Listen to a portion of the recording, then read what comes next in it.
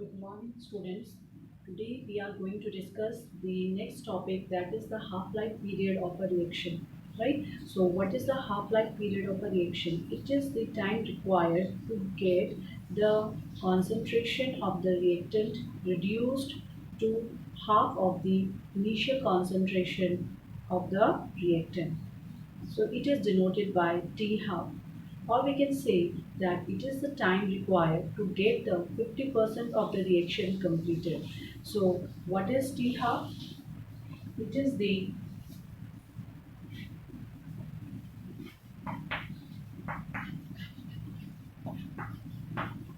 time required to get the concentration of the reactant reduced to half of its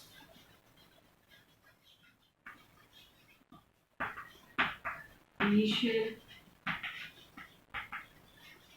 concentration.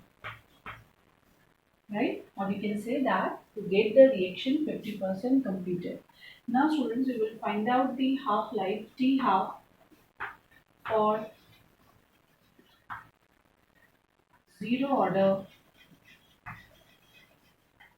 reaction, right? Where n equals to 0. Now students, in this case, we have got the rate constant K equals to A naught minus A upon T. When we have done the integrated rate equation, that time we have derived this equation that K equals to A naught minus A upon T. So if A naught is the initial concentration, right, and A is final concentration, and when we are doing the half-life period, it is getting half of the initial concentration, that is A naught upon 2. Right. So we are going to put this expression, right, this value of A in this equation. So students, what we will get? We will get K equals to A naught minus, instead of A, we will write down the half of this initial concentration upon T. So then what we are going to get it? It will become 2 A naught minus A naught in this way. Right? Or finally we are getting rate constant equals to E naught. Yeah. So this is the rate constant for the half-life period for the zero order reaction. So now students will put here T half, where we are putting only T. Now it will be now T half, right? Why? Because the time required to get the initial concentration reduced to 2. Now this was the rate constant for the half-life period, right? Similarly, we can find out the half-life period for the first order reaction also. So how we will do?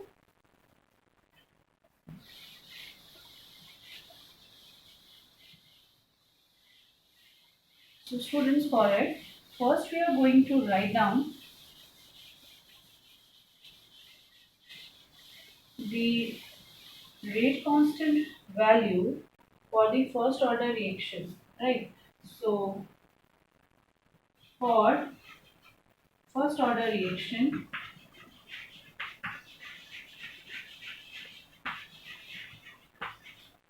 that is when n equals to 1. In that case, first we'll write down the rate equation of integrated rate equation for the first order reaction, which is K equals to 2.303 upon T log E naught upon A, right? So when T is equal to T half, that is, we are just getting the 50% of the reaction completed. At that time, the A naught, right, is the initial concentration, and A will be final concentration, which is just getting reduced to half, right? Now we'll just write down the equation when we put the values.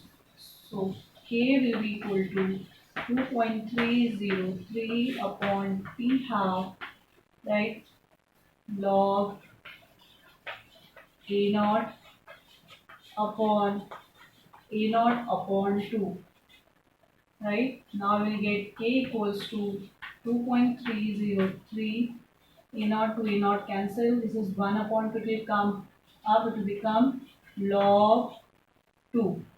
Right, students? This is log 2 upon T half. Or we can write down 2.303 T half. This will come 0.3010 log 2 value. Now student will multiply it, we will get 0.693 upon T half. Right? So here we are getting a relation between the rate constant and the half-life period. And if it is asked you to find out the half-life period, you will just get it in the form T half equals to 0.693 upon K. Right? So this is the way how we are going to find out the half-life period for the first order reaction. Student, just we have done the half-life period. Right now we are going to do the graphical representation of the half-life period for zero order and first order reaction. Now just have a look on the board. If it is a zero order reaction, n equals to 0, right? Here rate of the reaction is equal to K within square bracket the reactant raised to power 0, which indicates it's a zero order reaction, is independent of the concentration of the reactant term. So when we found the T half for such kind of reaction, zero order reaction, we got within square bracket which is A naught, initial concentration of the reactant upon twice K. Here K is the rate constant. Students, when we plot a graph for the half-life period and the concentration of the reactant, right? What we obtain? We obtain a straight line here. This is for the zero order reaction. Now when we obtain graph, right, for the first order reaction, n equals to 1, r equals to k, a 1, then t half equals to, so what is 1 indicating? It's a relation or variation of the rate constant with the concentration of reactant with 1 unit. That will depend upon the concentration of the one reactant term, right? So T half will be equal to 0.693 upon K. So when we just plot a graph, this is T half here, half-life period, and this is the concentration of the reactant, right? This is the initial concentration of the reactant here. What you will see, you will find here that it is getting parallel. We are getting a straight line, but this straight line is parallel to the x-axis, which indicates that the rate, we can say the half-life period is independent of the initial concentration of the reactant in case of a first order reaction, whereas it depends upon the half-life, it depends upon the concentration, initial concentration of the reactant, right? So the initial concentration of the reactant is depending, half-life is depending on it. But here in this equation, you see that the relation is not having any concentration term here. T half equal to 0.693 K. right? It only depends upon the rate constant, right? So this is the graphical representation of the half-life period. Now students will do the numericals related to the integrated rate equation and the half-life period. Student, I have written a numerical on the board. It is a first order reaction is 75% complete in 40 minutes. We have to calculate the T half of the reaction. That is a half-life period of the reaction. So here the part which has to be considered lead importance is the 75% complete. Until and unless you just get the relation for the 75% completion, you will not just move for the half-life period. Right. So, what does the 75% completion means? It means that the 75% of the reaction is being completed and 25% is left out. So, I will just write down the first order rate constant equation, integrated equation. So, it is K equals to 2.303 upon T log, right? What we have at the top, it is the initial concentration, right? That is K naught upon A, right student? This is the our rate equation, integrated rate equation for the first order reaction. Now we are just going to write here. Now let if we just assume, because the question is given in a percentage. Now let we assume that the initial concentration is 100. Right. Now, the part which is being completed, right? The reacted. So, you can just write it also. This is the optional part. If you want, you can write it reacted part, right? Which is how it is denoted by X. And you can write here this 75 part is being reacted. So, what is going to be the final concentration? So, it will be 100 minus x, that is 100 minus 75. How much you are getting? It is 25, right? This much part I have just done for explaining you. You can just directly write down here. If its initial concentration you have assumed to be 100, 75% is completed. You will just get 100 minus 75. You can directly put here 25, right student? So now we are going to write down here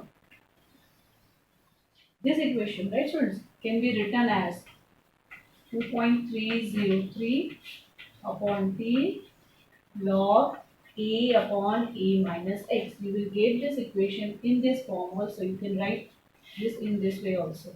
So we are going to write down now the value here. So what is A here? The initial concentration. This is also initial concentration. X is the part which is being reacted up. Now we'll put the value. It is K equals to, you can either write this reaction or this reaction, right? Among these two, you will write any one of the reaction. So K equals to 2.303 upon T. Okay, now students, here what is T? Here it is 40 minutes. So I'm writing here 40 log A is 100 and what is this? This is 25. Now one more thing. K. Now we have to find out, if it was to find out the rate constant, we could have continued this equation, right? Because all the values are known on the right hand side. But here we are asked to calculate the half-life period. Now what's the relation between the half-life period and K rate constant? It is 0.693 upon, right, T half. Yes or no? K equals to 0.693 upon T half, or T half equals to 0.693 upon K, right? So this is there. You get 2.303 40 log. So this is going to cancel out, right? So what you will get? You will get here log 4. Right students, so here we are just going to put the values, right, on the what is the value of 4 here? Log 4, it is 0.6021. So students, you will put the value of log 4 is 0.693 upon T half equals to 2.303 upon 40 to 0.6021. So you will just solve it, cancel it out, right? And then you will get the value of T half. Now student, just continue with it. So students, here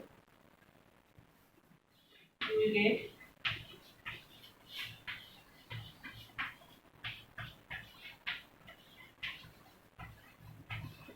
6. So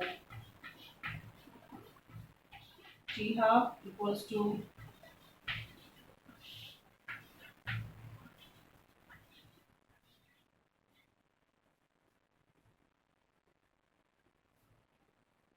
it will just roughly go with T half equals to 20. Now since the time is given in minute, so the answer will come, it will be 20 minutes. Right students? So in this way you are going to just calculate out the half-life period. Here it is asked half-life period. If it was asked the rate constant, you would just continue from k equals to, right? You are not going to at that time replace it with the half-life period. But since it is given half-life period, you will just get the k value in term of the t half.